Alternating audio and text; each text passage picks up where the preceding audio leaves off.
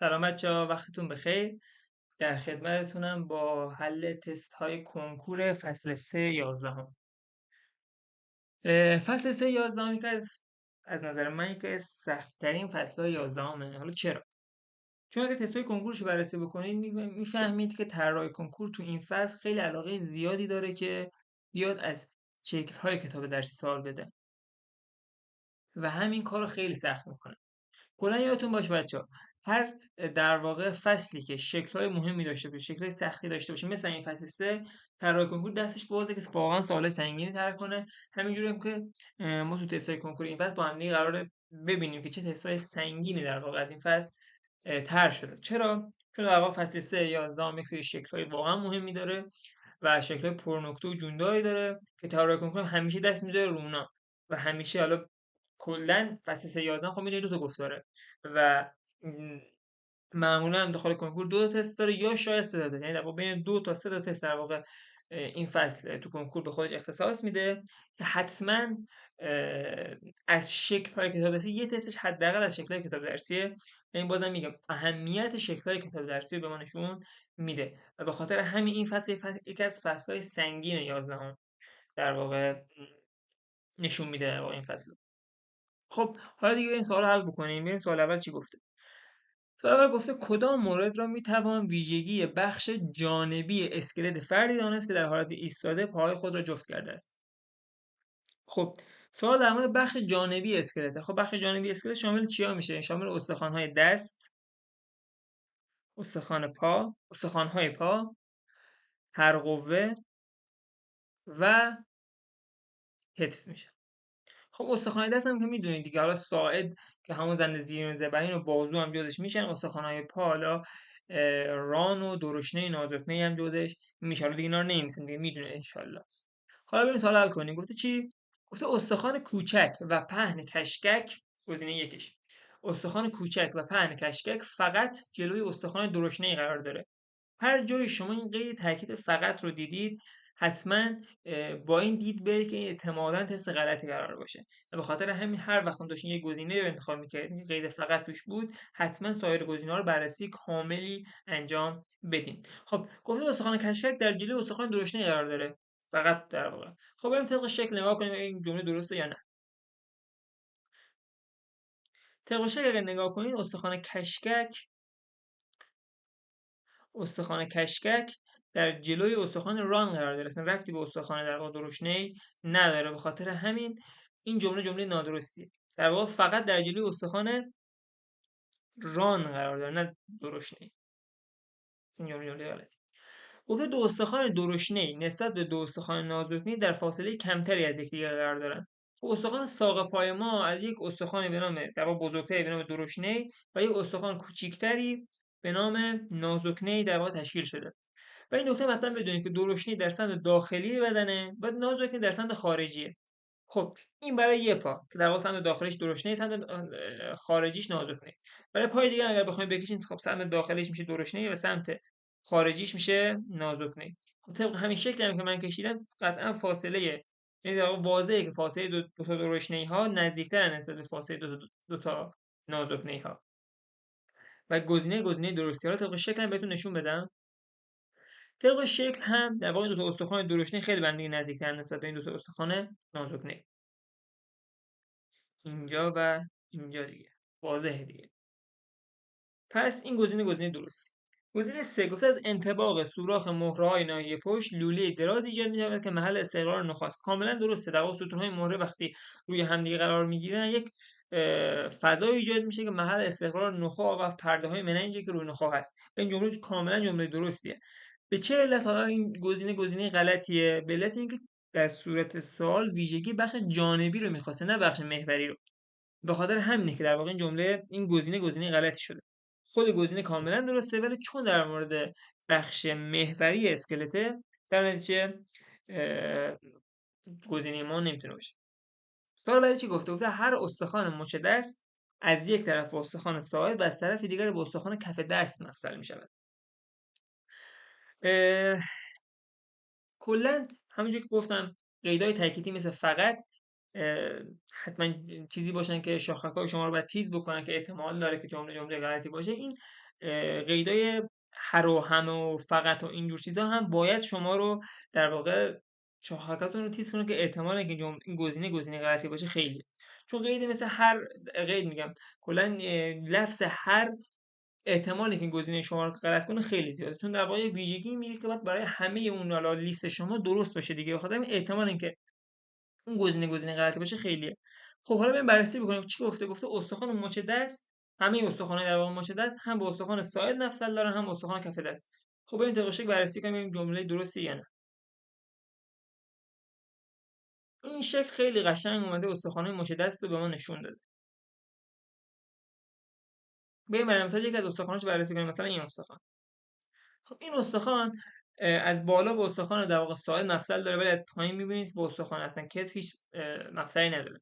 یه استخوان دیگه رو مثال بزنیم، این استخوان به استخوان کف دست مفصل داره ولی به استخوان ساعد اصلا مفصلی نداره. حالا یه استخوان دیگه هم که اینجا هست مثال بزنیم، این استخوان باز هم با استخوان کف دست مفصل دارد ولی با استخوان ساعد مفصلی نداره. پس در واقع قید این گزینه هیچ هستن، هیچ استخوانی داخل شما مچ دست پیدا نمی‌کنید که هم با ساعد مفصل داشته باشه هم با کف دست. بهتره بگیم که اگر بخوایم جمله‌شو در واقع گزینه درستی بکنیم برای این شکلی بگیم که هر استخوان مچ دست یا با استخوان ساعد مفصل داره یا با استخوان کف دست.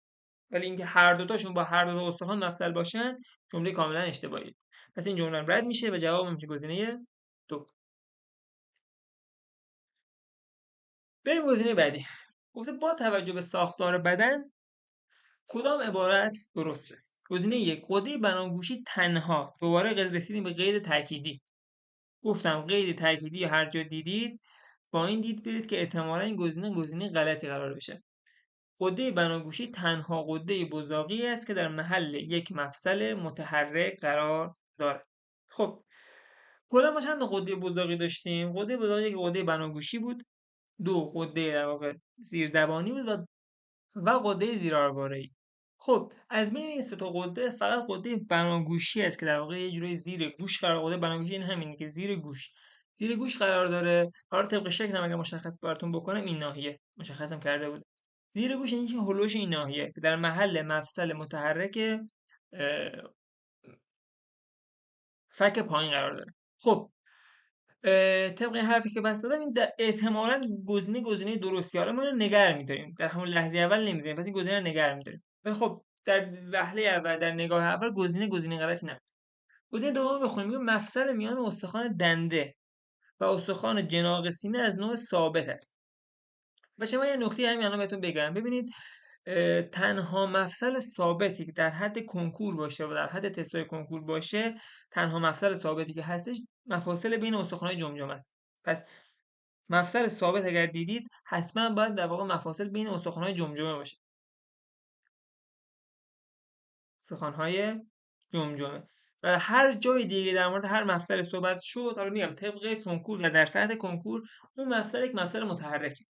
پس این گزینه غلطی. حالا علتش کلا ببینید بچه، خب دنده و جناق سینه اینها قفسه سینه رو برمجیت میکنن دیگه و خب این قفسه سینه قراره که داخل حالا دم و بازدم هی بزرگ بشه و کوچیک بشه. پس نیازه که در واقع این مفصلشون از نوع متحرک باشه، یعنی مایع مفصلی داشته باشه، مفصل غضروف داشته باشه و اینجور موارد رو داشته باشه تا بدون هی بزرگ و در واقع کوچیک بشه.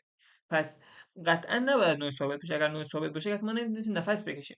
پس این گزینه نادرست. گزینه سه میگه استخوان ران در گودی پهن‌ترین بخش از استخوان نیم لگن فرو میرود و با آن مفصل میشود. در گودی پهن‌ترین بخش باز هم در واقع یک تستی که از شکل تر شده. انقدر که مراتون شکل‌ها رو دیدیم واقعا خسته شدیم. بریم دوباره شکل‌ها رو نگاه کنیم. این نشون دهنده اینه که بچه‌ها باید خیلی نسبت به شکل‌ها تسلط کافی داشته باشن. خب اینجا این استخوان ران دیگه، این ناحیه مفصلیشه. اگر دقت کنید که ناحیه مفصلی استخوان ران میاد با بخش نازک استخوان نیم لگن در واقع مفصل میشه. این میشه بخش پهنش که در واقع بخش بالاییشه و بخش نازکش که بخش پایینیشه با استخوان در واقع ران مفصل میشه. پس این جمله هم جمله نادرستیه. چرا؟ چون بعد میگفتش که در گودی نازکترین بخش، نه پهن‌ترین که بخش بالاییشه و بخش بالایی مثلا سطح مفصلی نداره که بخواد مفصل بشه. پس این جمله هم جمله نادرستی. گزینه آخر گفته استخوان‌هایی که دندان‌های بالا را بر روی آن قرار دارند تنها استخوانی است که دوباره تنها. گفتیم که با دید می‌میریم که احتمالاً غلطه. تنها استخوانی است که بخش پایینی کاسه چشم را می‌سازد. دوباره می‌ریم شکل رو بررسی می‌کنیم.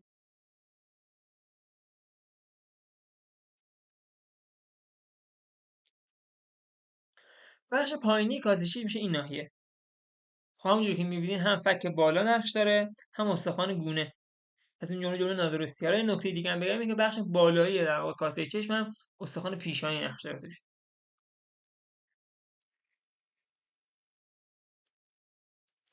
پس این جمله در واقع جمله نادرستیه و تنها جواب ما گزینه درستمون گزینه یکه.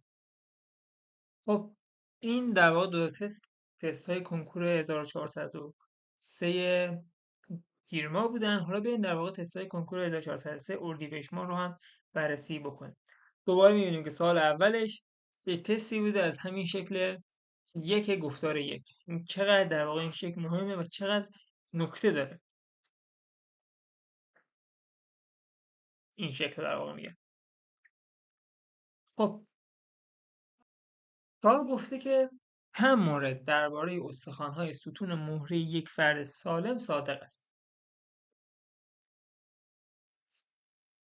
خب مورد الف، نخستین استخوان مهره گردن با یکی از استخوان‌های جمجمه مفصل شده است. دوباره از شکل و دوباره بریم شکل رو بررسی بکنیم.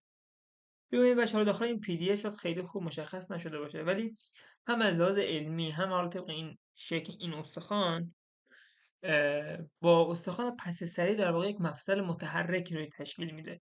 خیلی مهمه ما بدونید بچه ها مفصلش مفصل متحرک، یعنی در واقع این حرکتی که ما سر خودمون رو یعنی میچرخونیم و میتونیم در واقع چرخش بدیم به خاطر مفصل متحرک بین استخوان C1 یا هم استخوان اول گردنی با استخوان پس سریه. این هم خیلی مهمه که با استخوان پس سری مفصل میشه. پس این جمله درسته هم از لحاظ علمی هم طبق شکل این ناحیه و این جمله رو ما باید جمله درستی در نظر بگیریم. حالا یه نکته جالب دیگه هم بهتون بگم. ببین اینجا، اینجا گفتم دیگه استخوان در واقع مهره اول که هم مهره C1 میاد با این استخوان پس سری یک مفصل متحرک رو ایجاد میکنه. یک از مفصل متحرک دیگه هم که این استخوان در واقع فک پایین بود. آیا ما مفصل متحرک دیگری هم داخل جمجمه داریم؟ سعی کنید خودتون جواب بدید. بله داریم. کدوم مفصل به نظر شما؟ مفصل بین استخوان‌های کوچک گوش. پس اینجا می نویسم مفاصل متحرک استخوان‌های جمجمه. در واقع مفاصل متحرک استخوان‌های جمجمه تو شرکت میکنن. یک، استخوان فک پایین.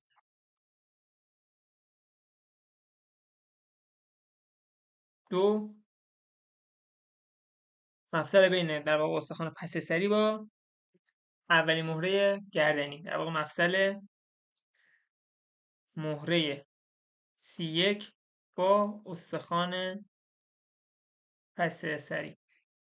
سه، مفصل بین استخوان‌های کوچک گوش. این پس سه تا مفصل در واقع مفاصل متحرکی هستن که استخوان‌های جمجمه میتونن داخلش شرکت بکنن. خیلی نکته واقعا مهم و جالبی بود که ارزش سوالی هم حتما داره. حتما بهش دقت بکنید. خب پس این جمله این مورد الف در واقع مورد درستی. مورد ب، گفته مهره‌های ناحیه کمر از مهرهایی که در ناحیه گردن قرار گرفتن بزرگتر است. این دیگه فکر کنم نکته بود که خیلی از بچه‌ها میدونستن. و حالا اگر شما بخواید به طور مستقیم و بهتر هم این نکته رو در واقع توی شکل ببینید، فکر کنم شکل در واقع یک ما خیلی نکته رو در واقع توش قابل مشخص قابل شناسایی توش نیست. حالا یه مقدار هستش البته. ببینید مثلا این مهره خب از این مهره خیلی کوچیک‌تره. حالا بهترین شکلی که این نکته رو در واقع مورد رو بهمون نشون میده شکل گفتار یک فصل 5 اونجا که داره در مورد جایگاه کلیه ها صحبت میکنه. خیلی به طور واضح مشخصه که مهره های ناحیه کمری از مهرهای ناحیه گردن بزرگتره. در واقع به طور کلی هرچی ما از سمت بالا به سمت پایین میایم اندازه مهرها بزرگتر میشه. پس این جمله هم جمله درستی. مورد بعدی، مهره‌های ناحیه پشت از طریق زائده‌های پهلویی خود به دو دنده متصل هستند. این جمله هم جمله درستیه، بازم طبق شکل. ولی البته این نکته در واقع از لحاظ علمی هم درسته. خیلی دیگه در واقع طراح ریزبینانه مدل‌طرح کرده. اگر دقت کنید اینجاها یک سری زوایدی دارن که از این زواید این دنده ها متصلن در واقع به این زواید میان در جلو، حالا به جناح متصل میشن. البته این دو تا دنده آخری که در واقع دنده های 10 و 11 هستن به جناح متصل نیستن. در واقع این شکلیه. این اگر استخوان مهره باشه دو تا زائده داره این شکلیه و بعد دنده ها با این زائده ها این شکلی متصلن و میان به جلو جلو به جناح متصل میشه. خب البته یه غلطی میشه به این در واقع تست گرفت. تو گفت مهرهای ناحیه پشت. در واقع باید میگفت که بعضی از مهرهای ناحیه پشت. البته قید هم نیاورده، به خاطر ما میتونیم این جمله رو درست بگیم. اون سنجش هم درست گرفته، به خاطر همین حالا ما اینا درست میگیریم. اگر میگفت همه مهرهای ناحیه پشت خب طبیعتا غلط بود دیگه. ولی همه رو نگفته. حالا به طور کلی ما میتونیم جمله رو جمله درستی بگیریم. حالا سنجش هم که درست گرفته دیگه قطعی میشه دیگه. مورد دار گفته یک از استخوان‌های ستون مهره که تعدادی حفره کوچک دارد با دو استخوان نیم لگن مفصل شده است. این که منظورش استخوان خاجیه که تعداد حفرات کوچک، منظور استخوان خاجیه.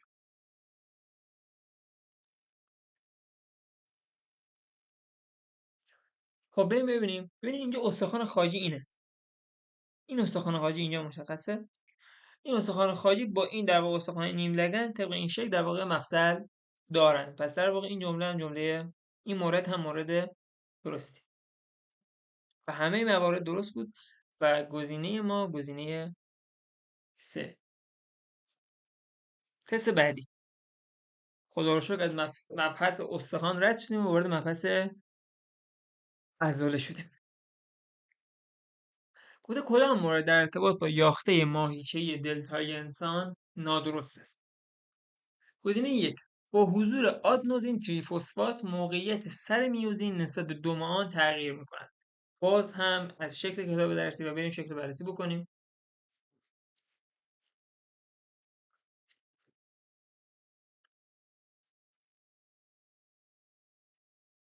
ببین بچه‌ها، اینجا در واقع داره مراحل انقباض ماهیچه رو به ما نشون میده. اینجا اتفاقی میفته اینه که ATP میاد به این در واقع سر میوزین متصل میشه و سر میوزین رو از اکتین جدا میکنه. و اگر دقت بکنی یک مقدار این در واقع زاویه تغییر پیدا کرده. یعنی سر میوزین یک مقدار نسبت به دومش یک تغییر نامحسوسی نسبتا داشته. اینجا یه مقدار زاویه بازتر بوده، اینجا خیلی بسته، یک مقداری بسته تر شده. ولی ما میتونیم اینو در واقع در نظر بگیریم و طبق این بگیم این گزینه درستیه. بهتره که در واقع کاری که بکنیم اینه که این گزینه رو نگه داریم. خیلی در واقع این تغییر محسوسی نیست، خیلی نامحسوسه. ولی خب این گزینه نگه داریم، این گزینه دیگر رو بررسی کنیم یا مورد بهتری پیدا می‌کنیم یا نه. گزینه دو چی گفته؟ گفته طی مدت برقراری پل اتصال میوزین به اکتین موقعیت سر میوزین نسبت به دم آن تغییر می‌کند. خب پل اتصال میوزین به اکتین در واقع کجاست؟ پل اتصال میوزین به اکتین در واقع اینجاست. یک اینجا و دو. در واقع دو مرحله است. در زمانی که در واقع این میوزین به اکتین متصل میشه ما پل اتصالی شکل گرفته که در دو مرحله از این چهار مرحله ما پل اتصالی داریم. خب همونجوری که میبینید در مرحله اول تقریبا زاویه میوزین نسبت به اکتین یک زاویه 90 درجه است، ولی اینجا زاویه تغییر میکنه و زاویه کمتر میشه در واقع. پس آره تغییر میکنه دیگه. طی مدت برقراری پل اتصالی در واقع طی مرحله اون یک و دوی که رو طبق شکل مشخص کردم موقعیت سر میوزین از 90 درجه کاهش پیدا میکنه و تغییر پیدا میکنه. پس این جمله درسته. دقیقا قبل از جدا شدن میوزین از اکتین موقعیت سر میوزین نسبت به رشته اکتین حالت قائمه. در واقع قبل از جدا شدن میشه همون مرحله دو دیگه. طبق این شکلی که من شما گفتم مرحله دو اینجاش. خب همونجوری که دقت بکنید تو این زاویه دیگه زاویه 90 درجه نیست، تو مرحله یک بود که 90 درجه بود. پس این گزینه هم گزینه غلطیه. چون گفتیم در مرحله یکی که قائم و 90 درجه است ولی در مرحله دو 90 درجه نیست، قائم در میاد. خب با نزدیک شدن اکتین به بخش میانی میوزین، موقعیت سر میوزین نسبت به رشته اکتین به حالت غیر قائم در میاد. خب منظور است با نزدیک شدن اکتین به بخش میانی میوزین چیه؟ به نظرتون چیه؟ این داره باز هم در واقع همون مرحله دو رو به ما نشون میده. تو در واقع در مرحله دو، این مرحله یک بوده که هنوز هیچ کشیدن صورت نگرفته، ولی داخل مرحله دو این سر میوزین در واقع اکتین رو به سمت داخل میکشه و این اکتین گردش حرکتش هم دیگه در واقع اکتین میاد به سمت در واقع میوزین کشیده میشه. پس این داره مرحله دو رو میگه و در مرحله دو میگه که زاویه ما زاویه 90 درجه نیست، در واقع این زاویه 90 درجه نیستش، اینجاست که زاویه ما 90 درجه است. پس این گزینه هم گزینه درستیه و جواب ما گزینه سه. بریم سوال 32 در واقع کنکور سراسری رو بررسی بکنیم. گفته چی؟ گفته در انسان کدام مورد نسبت به سایرین به نوعی بافت پیوندی که سطح خارجی تنه استخوان را احاطه کرده است نزدیکتر است.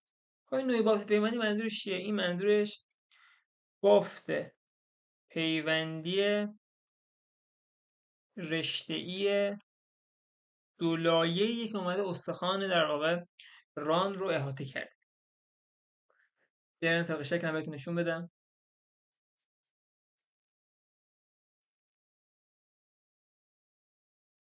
اینجا این در واقع این دو تا لایه رو داره میگه، این بافت من اینجاست که لایه اولش اینجاست، لایه دومش هم اینجاست.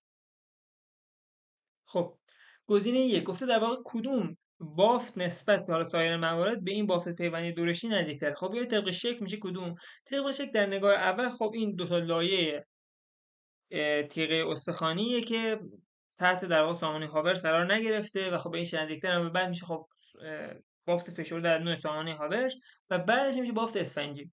خب پس به ترتیب میشه یک این، دو میشه اون سامانه های هاورس و سه میشه بافت اسفنجی. خب گزینه یک گزینه سامانه های هاورسی است که توسط مغز استخوان احاطه شدن. بچه ها اصلا این گزینه در همون لحظه اولی که شما ببینید باید ردش بکنید. سامانه هاورس اصلا مغز استخوان نداره که. مغز استخوان فقط داخل چیه؟ بافت اسفنجی. پس این یه بار اینجا براتون بنویسم. ببینید ما کلا بافت استخوانمون دو نوعه. بافت استخوانی یا فشرده است یا اسفنجی. بافت استخوانی اسفنجی داخل بعضی از استخوان‌ها مغز قرمز داره. ولی خب بافت استخوانی فشرده که بیشترا به شکل در واقع سامانه هاورس آرایش پیدا میکنه، مثل سامانه هاورس اصلا مغز توش نیست، نه مغز زردی توشه نه مغز قرمز. پس این جمله نادرستی، اصلا کلا ماهیت جمله اشتباهیه. گزینه بعدی گفته یاخته های استخوانی است که به صورت نامنظم در کنار یکدیگر قرار میگیرند. خب وقتی میگه به صورت نامنظم در کنار هم دیگه قرار میگیرند، ما میتونیم بگیم آقا منظورش همین مورد اوله، چون در واقع به صورت سامانه هاورس قرار نگرفتن دیگه. ولی خب وقتی شکل شما کاملتر نگاه میکنید میبینید که خب اینها در واقع به شکل یک پیقای استخوانی منظمی قرار گرفتن، خیلی شکل نامنظمی به خودشون نگرفتن. درسته تو جزء سامانه هاورس نیستن ولی شکلشون هم شکل نامنظمی نیست. پس بهتره که ما اینو در واقع در وهله اول نگرش داریم، بریم گزینه دیگر بررسی کنیم. گفته مغز استخوانی است که درون حفره‌های متعدد یقه استخوانی جای دارد. و اینکه در مورد بافت اسفنجی داره صحبت میکنه و حتی بافت اسفنجی در تنه استخوان ران که اصلا مغز استخوانی نداره. ما میدونیم که داخل اون ناحیه‌های انتهاییشه که مغز استخوان داره. پس این جمله نادرستی، در واقع گزینه اشتباهی. حتی هم اگه مربوط به بافت اسفنجی ما میدونیم که از اون دورتر، اصلا نزدیک بهش نیست. گزینه 4 نگاه کنیم. گفته یافته‌های استخوانی است که به صورت متحد المرکز در درون ماده زمینی استخوان قرار دارد. این منظورش همون بافت در واقع فشرده از نوع سامانه هاورس. خب در واقع ما بچه ها بعد بین گزینه 2 و 4 شک‌دار یکیشون رو میزدن و اینجا احتمالا منظور از به صورت نامنظم همون بافت اسفنجیه، چون بافت اسفنجی اگر دقت بکنی اینجا شکل نامنظمی به خودش گرفته، اینجا معلومه و احتمالا منظور طراح از نامنظم همون بافت اسفنجی بوده و به خاطر همین باز هم گزینه 2 رد میشه و گزینه ما گزینه جواب ما گزینه 4. علتش هم بهتون گفتم دیگه.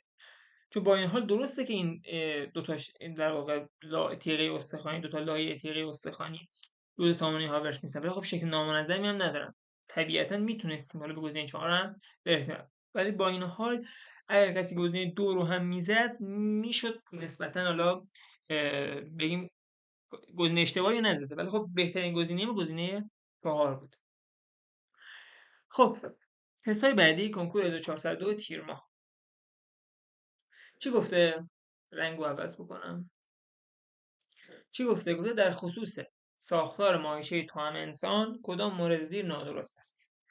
تعداد رنگدانه قرمز در درون هر تار عضلانی قرار دارد.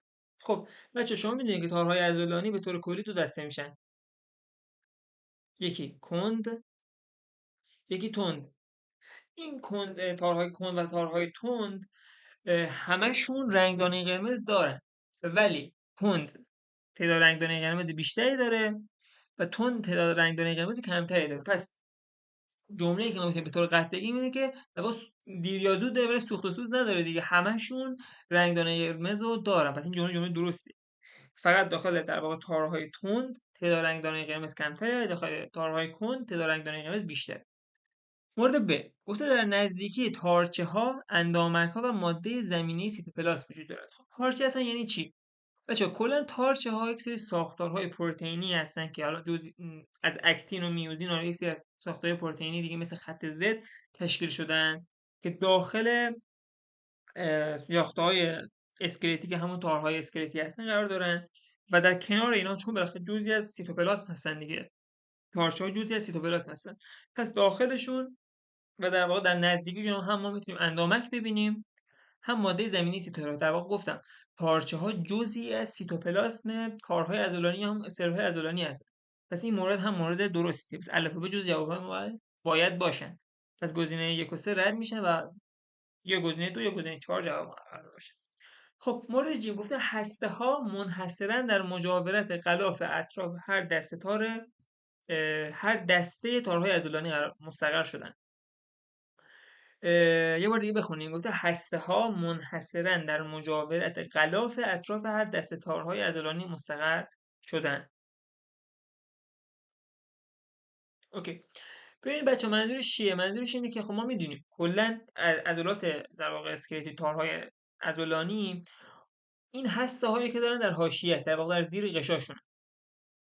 خب طبق شکلی میکشیم این شکلیه مقطع ارزیشون. خب بذارین کاملتر بکشمش تا اون نکته که میخوام رو. خب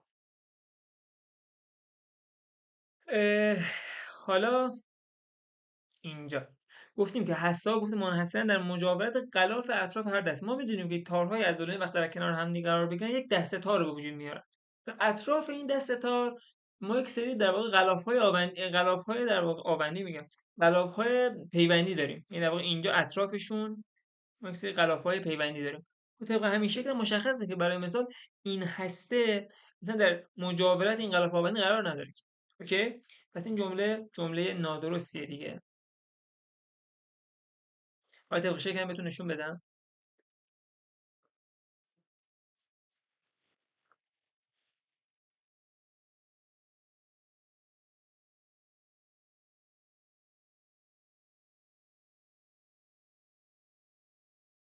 اینجا ببینید این در واقع دسته تار پیوندیه که در واقع بافت پیوندی رشته‌ای که اون یک دسته تاری رو پر کرده. خب این برای مثال یک هسته است، این یک هسته دیگه است، این یک هسته دیگه است. خب این هسته هایی که در واقع داخل این دسته تار قرار دارن اصلا در مجاورت این بافت پیوندی رشته‌ای نیستن.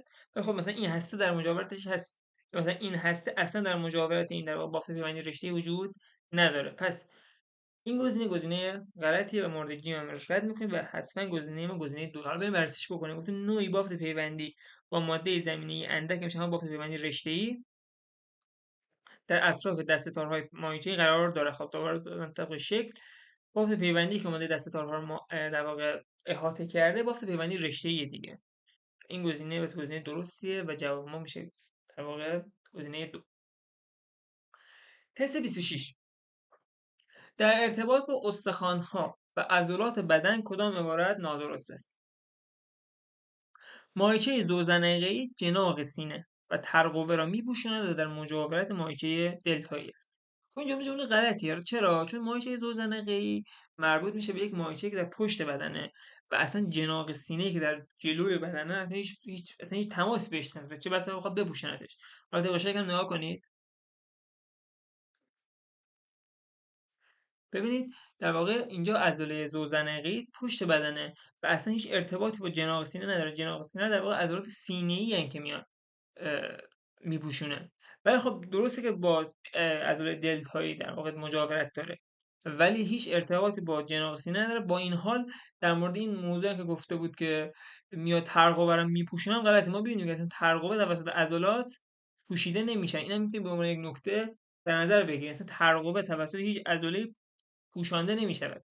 کاملا طبق شکل هم مشخص. پس این گزینه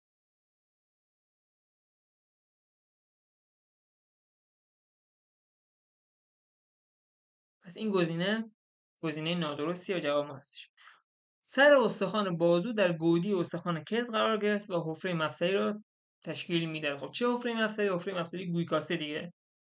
گوی و کاسه. این که دیگه خیلی واضحه دیگه. الان شکلش هم بیاریم. داره اینجا رو نشون میده دیگه. این استخوان بازو که میاد با استخوان کتف در واقع مفصل گوی کاسه تشکیل میده.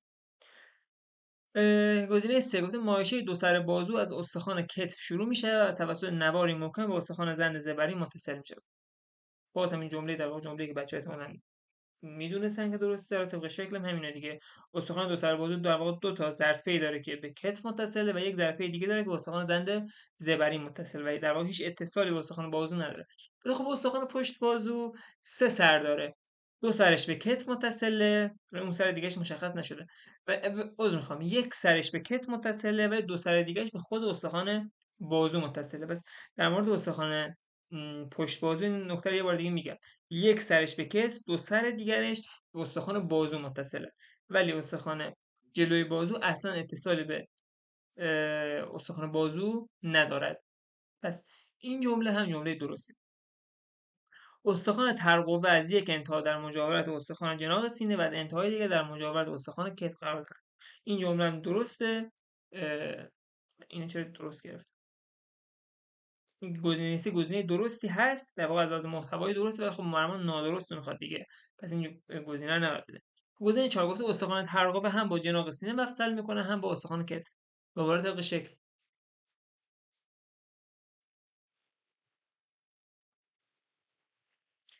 طبق شکل ترقوه اینجا هم با استخوان جناق مفصل داره و هم با استخوان کتفی که توی ناحیه قرار داره. اینجا در واقع با استخوان کتف مفصله و اینجا هم با استخوان جناح.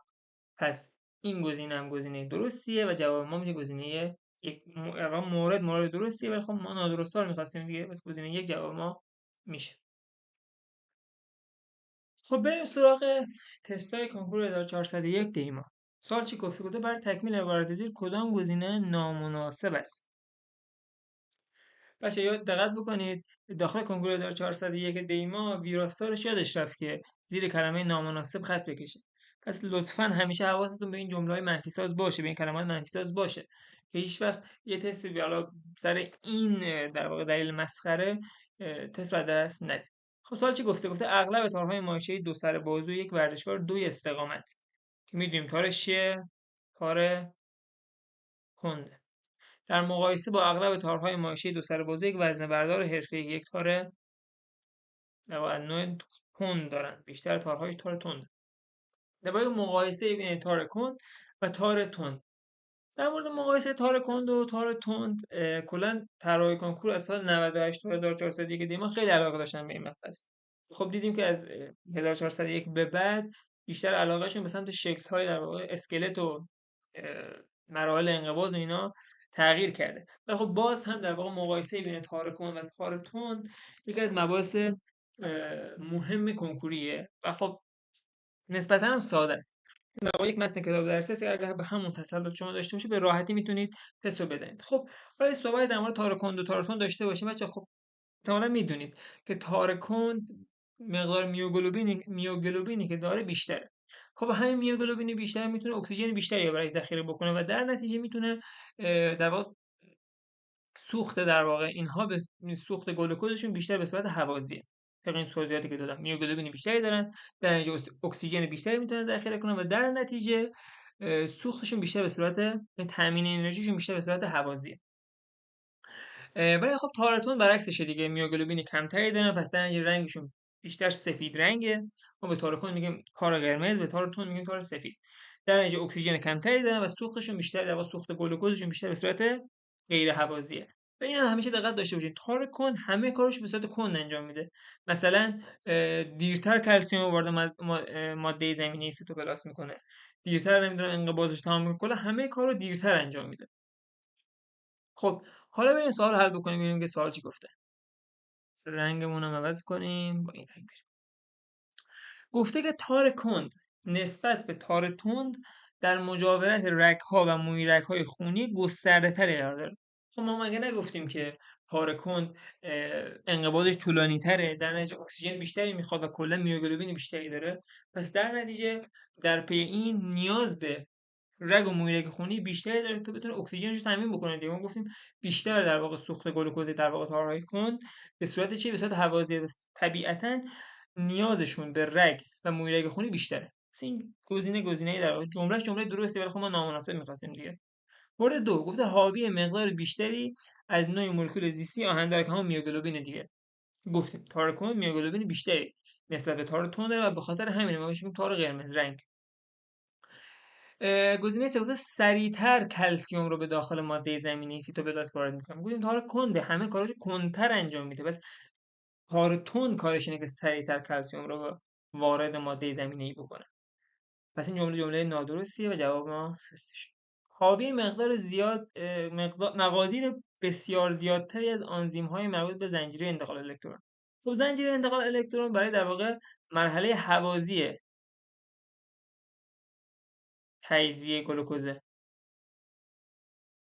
خب ما هم گفتیم که تار کند بیشتر سوخت گلوکوز به صورت هوازی، پس طبیعتا آنزیم های مربوط به زنجیره انتقال الکترون داخل تار کند بیشتره. پس این گزینه هم گزینه در واقع عدد محتوای درسته، ولی خب جواب ما نیست. تست بعدی بوده مطابق با مطلب کتاب درسی کدام ویژگی مربوط به همه عواملی که استخوان‌های مفصل زانو را در کنار قرار می‌دارد در واقع درست. خب اولا که دیدیم همه، یعنی در واقع یک تست ویژگی مشترک دیگه. تو تست ویژگی مشترک ما اولین کاری که می‌کنیم اول یک لیستی باید تهیه کنیم. خب لیستی که در واقع میاد استخوان مفصل در واقع زانو را در کنار قرار می‌داره، لیستش یعنی یک کپسول مفصلی، دو زرتپی و سه ربات. زرتپی که در واقع به انتهای از عضلات منشأ میگیره و به استخوان متصل میشد. کپسول مفصلی که در واقع در محل دو استخوانه، و ربات خب کتاب کامل در موردش صحبت نکرده، حالا ما هم نمیخوام خیلی بپردازیم. و خب معمولا بین دو استخوان قرار میگیره مثل ربات صلیبی و اینا. و خب چون کتاب کامل صحبت نکرده ما زیاد بهش نمیپردازیم. خب بریم سوالا بررسی کنیم. گفت رشته‌های کلاژن فراوانی دارد. خب همه اینا در واقع از بافت پیوندی رشته‌ای ان، در نتیجه رشته کلاژن فراوانی دارن دیگه. پس این گزینه درسته. دارای یافته‌های گیرنده تعادل است. گیرنده تعادل یا علی گیرنده تعادل داخل گوشه. اون گیرنده حس وضعیتی که هم میتونه داخل کپسول مفصلی باشه، هم داخل در واقع ظرفی. و خب گیرنده‌های تعادلی داخل گوش و ناحیه در اون مجاری نیم دایره است، ولی نه داخل حالا این سه تا عاملی که گفتیم. ولی خب حالا چه گیرنده‌ای وجود داره؟ گیرنده حس وضعیت داخل کپسول مفصلی و ظرفی وجود داره، ولی داخل ربات ما اصلا در واقع گیرنده حس وضعیتی نداریم. این هم نکتهش خیلی نکته مهمی. میتونید داخل آزمون قلمچی یا آزمون دیگه که شما قرار بدین تو این هفته مورد پرسش قرار بگیرید. بعدی میگه سطح استحکاک میان استخوان‌ها رو کاهش میده.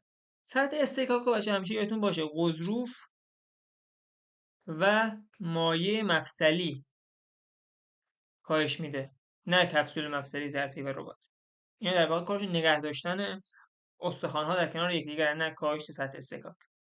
پس این گزینه غلطیه. گزینه غلطی. گزینه 4 در صورت لزوم دو استخوان درشت‌نی و ران را به میزان زیادی به سمت هم میکشد. این کار ظرفی، فقط کار بقیه‌اش مثل کار کپسول مفصلی فقط نگه داشتن دو استخوان کنار هم دیگه است. ولی کار ظرفی اینه که دو استخوانی که از هم فاصله دارن و هم نزدیک بکنن. پس این فقط کار ظرفیه، نه موردهای بعدی. این هم غلطه و جواب ما گزینه یک. خب رسیدیم به تستی که از لحاظ علمی تست غلطی. بریم بررسیش بکنیم. گفته چی؟ با توجه به اینکه استخوان آرواره پایین استخوانی است که دندانهای پایین بر روی آن محکم شده‌اند، کدام مورد برای تکمیل عبارت زیر مناسب نیست؟ اینجا زیرش خط کشیده ولی داخل تست قبلی زیرش خط نکشیده بود. تست در سه منظورم. اه، خب در انسان یکی از استخوان‌های متصل به استخوان آرواره پایین. خب بریم اول شکل رو نگاه بکنیم. گفته یکی از استخوان‌های متصل به آرواره پایین. پس این انگار چند تا استخوان بهش متصله دیگه. بریم اول شکل نگاه بکنیم.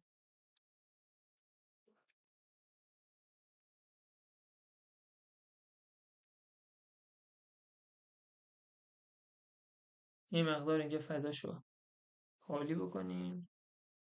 بچه خب ببینید طبق شکل کتاب این استخوان آرواره پایین یک مفصل در واقع متحرکی با استخوان گیجگاهی داره. در واقع اینجاست. خب اینجا یک مفصل متحرکی داره که با استخوان گیجگاهی یک مفصل متحرک تشکیل میده. ولی دقت بکنید یکی از شاخه‌های این استخوان تو این ناحیه است دیگه. و احتمالاً طراح کنکور فکر کرده که این تیکه از استخوان اومده با استخوان در واقع گونه اومده یک مفصل حالا ثابتی تشکیل داده یا حالا متحرکی تشکیل داده، در صورتی که این تفکر اشتباهیه. حالا من چند تا شکل از رفرنس های مختلف براتون آوردم. این شکل رفرنس نتر، اطلس نتر.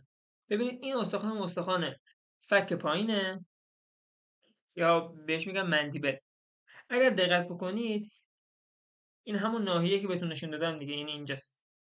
این ناحیه که من بهتون مشخص کردم این همینه. اگر دقت بکنید فقط زائده پشتیه که سطح مفصلی داره و زائده جلویی سطح مفصلی نداره. در واقع این زائده جلویی به ماهیچه وصل میشه و هیچ مفصلی به استخوان دیگه تشکیل نمیده. اینجا اگه شما دقت بکنید زائده پشتی سطح مفصلی داره ولی زائده جلویی سطح مفصلی نداره. این عکس هم اگر دقت بکنید همینه. زائده پشتی سطح مفصلی داره ولی زائده جلویی هیچ سطح مفصلی نداره. پس از لحاظ علمی تنها مفصل متحرکی که تو این ناحیه داریم مربوط میشه به این قسمت که بین استخوان مفصل در واقع استخوان فک پایین و استخوان گیجگاهیه. ولی طراح کنکور چجوری در نظر گرفته؟ هم اینو در نظر گرفته هم اتصال فک پایین با استخوان گونه. این تست رو ببینیم. گفته که پس ما گفتیم طراح کنکور این شکلی در نظر گرفته: یک، استخوان گیجگاهی، دو، استخوان گونه که ما علوم علمیش میگن زایگوماتیک. خب یکی از این دو تا استخوان با استخوان منطقه پیشانی مفصل شده است. استخوان زایگوماتیک با استخوان ناحیه پیشانی، استخوان زایگوماتیک با استخوان ناحیه پیشانی هم مفصل شده. ولی از لحاظ علمی غلطه. ولی خب طراح کنکور گرفته. پس این جمله درستی داره. گزینه دوم گفته با استخوان ناحیه پس سر مفصل شده است. خب این درسته. گیجگاهی با استخوان ناحیه پس سر مفصل شده. از لحاظ علمی هم درست. گفته که لوب آهیانه مغز را در بر گرفته است. خب لوب آهیانه مغز این ناحیه است. اینجا لوب آهیانه مغز و خب استخوان مربوط به همون لوب اومده در برش گرفته و در مورد هیچ کدومشون در واقع درست نیست. پس این جمله غلطیه و جواب ما هست گوش درونی در بر گرفته. خب استخوان گیجگاهی هم گوش درونی و هم گوش میانی هم بخشی از گوش خارجی رو در بر گرفته دیگه. این هم همون مجرای در واقع گوش خارجیه. پس این هم در واقع جمله درستیه. پس جواب میشه گزینه سی. ولی از لحاظ علمی گزینه یک هم مشکل داره طبق این عکسی که از رفرنس بهتون نشون دادم. ولی خب کاری که شما باید بکنید اینه که داخل وقتی دارین یک تستی رو حل میکنین قرار از لحاظ علمی اون تست رو جواب بدید. بخاطر همین اون شکل رفرنس رو بهتون نشون دادم. نکتهش اینه شما وقتی دارین یک تستی رو حل میکنین قرار نیست بیاین از لحاظ علمی یک در واقع سوالی رو بررسی کنین. قرار بیاین فکر طراح بخونید و بعد فکر طراح خونی سوالش رو حل بکنید. اینجا دقیقا همین کار من کردم. اومدم فکر طراح رو خوندم چون گفته یکی از استخوان‌ها. بس در حقیقت باید شما چند تا استخوان توی ذهنتون بیاد دیگه. و طبق این حرفی که من زدم با استخوان گونه ذهنتون میومد استخوان گیجگاهی و طبق اون رو تست حل کردیم. ولی خب از لحاظ علمی استخوان گونه هیچ اتصالی نداره. ولی حالا آیا شما این نکته رو یاد بگیرید یا نه شما این نکته رو یاد نمیگیرید. شما میگین که چون داخل کنکور 1401 دیما این نکته اومده که فک پایین با استخوان گونه مفصل شده، پس این نکته رو حتما تو ذهنتون باشه. داخل آزمایشی اگر بیاد حتما این نکته رو طبق این تست کنکور در نظر میگیرن که استخوان در واقع فک پایین به هر دو تا این استخوان، این هم استخوان گیجگاهی هم استخوان گونه مفصل شده. خب بریم تست بعدی، تست کنکور 1401. این تست هم یک سری مشکلات علمی داره که حالا من بعد از حالا پست کردن این ویدیو داخل کانال کاملتر بهش میپردازم، اینجا نمیخوام خیلی وقتتون رو بگیرم. گوگل در ارتباط با انسان چند مورد عبارت زیر رو به طور مناسب کامل میکنه. هر استخوان ساق پا، خب هر استخوان ساق پا که یکی میشه درشنه، یکی میشه نازکنه، با نوعی استخوان دراز و نوعی استخوان کوتاه مفصل متحرک، نه هر مفصلی ها، مفصل متحرک را تشکیل میدهد. خب ما میدونیم که استخوان درشنه و نازکنه در واقع استخوان‌های ساق پا رو تشکیل میدن، ولی فقط استخوان درشنه‌ایه که میاد داخل مفصل زانو شرکت میکنه. با چه استخوان‌هایی؟ با استخوان ران و استخوان کشکک. حالا نشون بدم بهتون.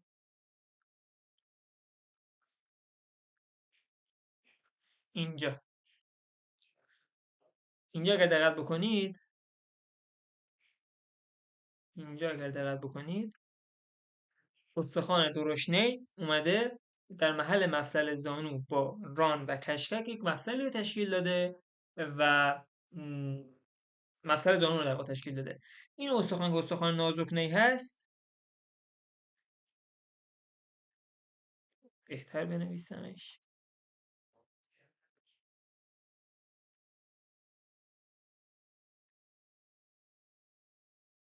این استخوان که استخوان نازکنه هست اصلا داخل این مفصل شرکتی نکرده. خب حالا ببینیم این سوال چی گفته. سوال گفته که هر استخوان ساق پا با نوعی استخوان دراز و نوعی استخوان کوتاه مفصل تشکیل داده. خب استخوان درشنه اومده با مفصل ران، میخوام با استخوان ران مفصل تشکیل داده. از پایینم خب با استخوان‌های در واقع مچ پا اومده مفصل تشکیل داده. خب این استخوان درشنه هم با استخوان بلندی که رام باشه مفصل داده، هم با استخوان کوچکی که استخوان مچ پا باشه. استخوان نازکنه این مفاصل رو تشکیل داده. خب در پایین اومده با استخوان مچ پا مفصل در واقع با استخوان کوچک رو داده، ولی در بالا با استخوان ران هیچ مفصلی نداده. ولی خب سوالی که هستش اینه آیا نازکنه اومده با درشنه مفصل تشکیل داده یا نه؟ از لحاظ علمی بله. در واقع نازکنه اومده با درشنه یک مفصل متحرک اتفاقا تشکیل داده، ولی خب طراح کنکوری در نظر نگرفت و این اصلا براش مهم نبوده اجرا. ولی از لحاظ علمی حرفی که من میزنم درسته، ولی خب طراح کنکوری در نظر نگرفت و این گزینه رو رد کرده. چرا؟ چون در واقع میگه که نازکنه هیچ مفصلی به استخوان ران نمیده، در نتیجه داخل مفصل متحرک شرکت نمیکنه. پس این گزینه غلط. این مورد غلطی. مورد بعدی، هر استخوان ساعد که میشه چی؟ زند زیرین و زند زبرین با نوع استخوان کوتاه و نوع استخوان دراز مفصل داده. خب دوباره طبق شکل اگر شما دقت بکنید استخوان زند زیرین زبرین در پایین با استخوان مشت دست که استخوان کوتاهی هستن و در بالا با استخوان بازو که استخوان بلنده مفصل تشکیل داده. و خب این جمله کاملا درستیه. هر استخوان نیم لگن با نوعی استخوان دراز و با نوعی استخوان نامنظم مفصل تشکیل داده. دوباره بریم چک بررسی. خب اینجا این استخوان نیم لگن. خب استخوان نیم لگن اومده با دنبالچه که یک استخوان نامنظمه مفصل تشکیل داده و همچنین اومده با استخوان ران که یک استخوان بزرگه بلنده میخوام با این مفصل تشکیل داده. پس این جمله درسته. خب این یکی هم دقیقاً مثل همینه دیگه، کپی همینه. خب پس این جمله هم جمله درستی.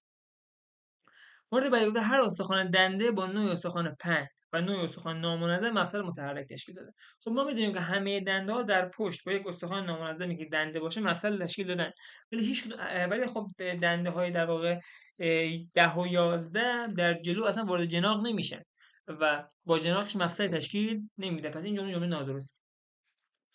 از لحاظ علمی گزینه یک هم درست بود، ولی خب طراح کنکوری در نظر نگرفته و دو مورد فقط درسته و گزینه من گزینه دوه.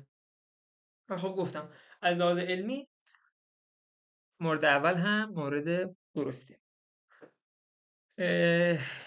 بریم تست بعدی.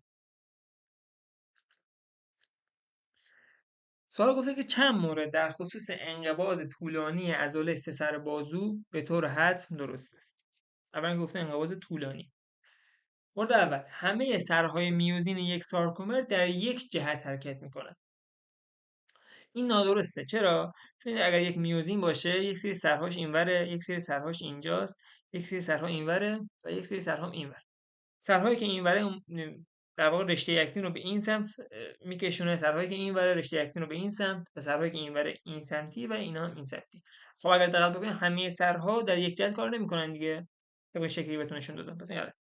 گلوکوز یا کراتین فسفات به عنوان منبع تامین انرژی به مصرف میرسه. گفتیم انقباض طولانی. بخاطر انقباض طولانی عضلات میان از اسیدهای چرب استفاده میکنن. پس این جمله غلطه. گلوکوز که اون سوخت اصلیشون بود، کراتین فسفات هم در واقع زمانی که میخواستن ATP رو به صورت سریع باز تولید بکنن استفاده میکردن. ولی داخل انقباض طولانی از اسیدهای چرب استفاده میکردن. پس این جمله نادرسته. با دخالت نوعی ترکیب فسفاتدار تغییری در ساختار مولکول میوزین میدهد. خب این ترکیب فسفاتدار که منظورش ATP دیگه. خب طبق شکل هم واضح بود دیگه. وقتی ATP بیاد این میوزینی که در واقع متصل به رشته اکتین جدا میشه ازش. این میوزینی که متصل به رشته اکتین وقتی ATP وارد بازی بشه جدا میشه. پس این جمله این مورد جمله درستی. مورد بعدی، مولکول های پروتئین پس از صرف انرژی یون های کلسیم رو به ماده زمینی سیتوپلاسم تار عضلانی وارد میکنن. ما گفتیم داخل انقباض یون های کلسیم از شبکه های آنتوپلاسمی فرستاده میشن به سیتوپلاسم. ولی آیا با صرف انرژی؟ نه. چرا؟ چون داخل در واقع شبکه‌های آنتوپلاسمی یون کلسیم خیلی بیشتره به صورت انتشار تحصیل شده است، نه با صرف انرژی. در واقع برگشت این یون‌های کلسیم با صرف انرژی، نه انتشارشون. در واقع ورود کلسیم به ماده زمینه‌ای به صورت در واقع انرژی خواه نیست، خود به خودی انجام میشه. پس این جمله که با صرف انرژی جمله غلطی و جواب ما میشه گزینه یک. خب رسیدیم به آخرین کنکور. واقعا دیگه خسته شدم. این کنکوری بود که خودم شرکت کرده بودم که تست 156 که همون تست اول کنکور ما بود. چی گفته؟ گفته خارجی ترین یاخته های استخوانی موجود در تنه استخوان ران یک فرد سالم چه مشخصه‌ای دارد. توی این تدریس هم گفتم خارجی ترین یاخته استخوانی در واقع اون تیغه های استخوانی هستن که در واقع به صورت منظم قرار گرفتن ولی در چارچوب اون سامانه هاورز و در قالب اون سامانه هاورز قرار ندارن. بیام طبق شکل وارد دیگه بهتون بگم.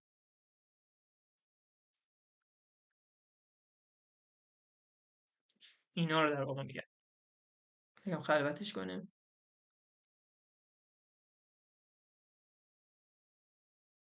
اینجا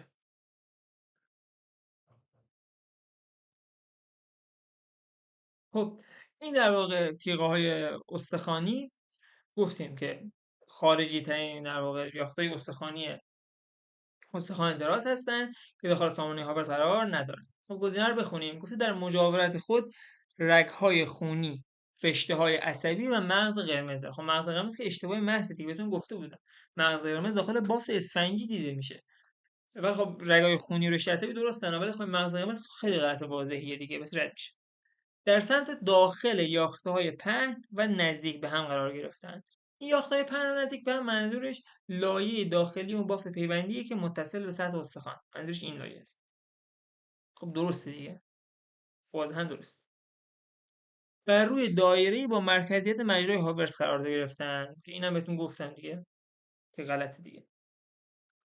چندی بارم گفتم. در بین یافته‌های خود حفره‌های نامنظمی داره. این هم در مورد بافت اسفنجیه. مثلا هیچ حفره‌ای نداره. حتی اون حفره در واقع مجرای مرکزی هاورس هم نداره.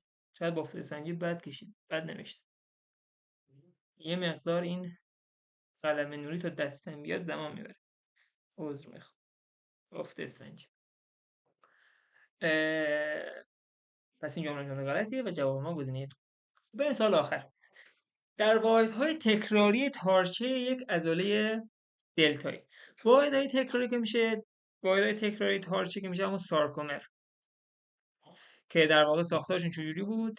یه سری رشته‌های اکتین داشتن، یه سری رشته‌های میوزین داشتن و یه سری خطای زد در انتهای این سارکومرها بود. رو ساختارش بتونم اول نشون بدم.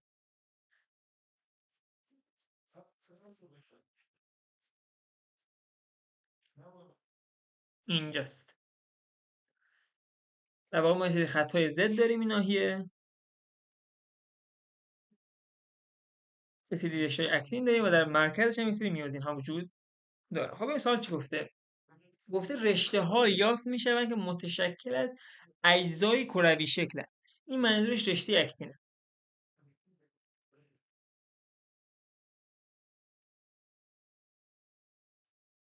این در واقع یه مقدار شکلمون بده اینجا کاملا متوجه میشین که در واقع رشته اکتین از اجزای کروی شکل تشکیل شده.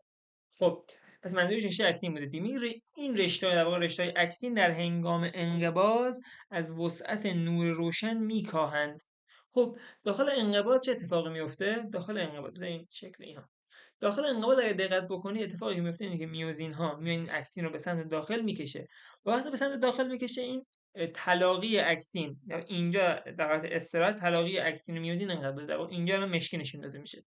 خب وقتی که انقباض صورت میگیره این تلاقی بیشتر میشه و در واقع این قسمتی که روشنه کمتر میشه دیگه، چون طبق شکل نگاه کنید اینجا بخش روشن ماست، بخش روشن، بخش تیره همیشه ثابته چون میوزین هیچ وقت تغییر نمیکنه جایگاهش. ولی خب این بخش روشنه که سطحش تغییر میکنه دیگه. داخل مرحله انقباض اگر دقت کرده باشین چون اکتین بیشتر میره داخل، بخش تیره بازم میگم ثابت میره ولی بخش روشن کاهش پیدا میکنه سطحش، یعنی سطحش اینقدر تبدیل میشه. پس از وسعت نور روشن کاسته میشود دیگه. پس این جمله درست. مورد بعدی گفته حالا بریم مورد بعدی نخونیم، بریم همین حالت انقباض رو بخونیم. میگه در حالت انقباض از طریق سرهای خود به نوعی رشته پروتئینی متصل میشود. ما میدونیم رشته اکتین سر نداره، این رشته میوزین است که سر دارد. پس همینجا در واقع گزینه درست رو پیدا میکنیم. گزینه 4 گزینه غلطی. در هنگام استراحت در بخشی از نوار تیره یافت میشود. خب دقیقا درسته، در بخش استراحت این قسمتیش که تلاقی داره با میوزین در بخش تیره دیده میشه. این ناحیه تیره است. اوکی، این قسمتی که در واقع تلاقی داره با میوزین بخش تیره است. پس این جمله درستیه. در هنگام استراحت از رشته‌های مشابه خود دور میشوند. این هم درسته، چون در هنگام استراحت در واقع این اکتینا فاصله میگیرن از این خط ضد. این فرض این حالت انقباض و وقت تبدیل میشه به حالت استراحت این فاصله، دقت میکنید الان فاصله در واقع دو تا اکتین به هم دیگه خیلی نزدیکه ولی خب وقتی حالت استراحت پیدا میکنه این فاصله دو تا اکتین از هم دیگه بیشتر میشه. پس در حالت استراحت فاصله شون از هم دیگه بیشتر میشه و از هم دیگه دور میشن. پس این جمله درستیه و جمله غلط ما گزینه 4. این هم از این در واقع ما کل تستای کنکور رو براتون تحلیل کردیم و در اختیارتون قرار دادیم. ایشالله که مورد استفادهتون قرار بگیره و بتونید کاملا ازش استفاده کرده باشید. قرار حالا برای فصلهای دیگه هم این در واقع ویدیوها رو آماده بکنیم و سعی کنید که حتما از این محتوایی که در اختیارتون قرار میگیره به نحو احسن استفاده بکنید و اگر هم سوالی داشتید میتونید داخل کامنت ها از من بپرسید. خسته نباشید.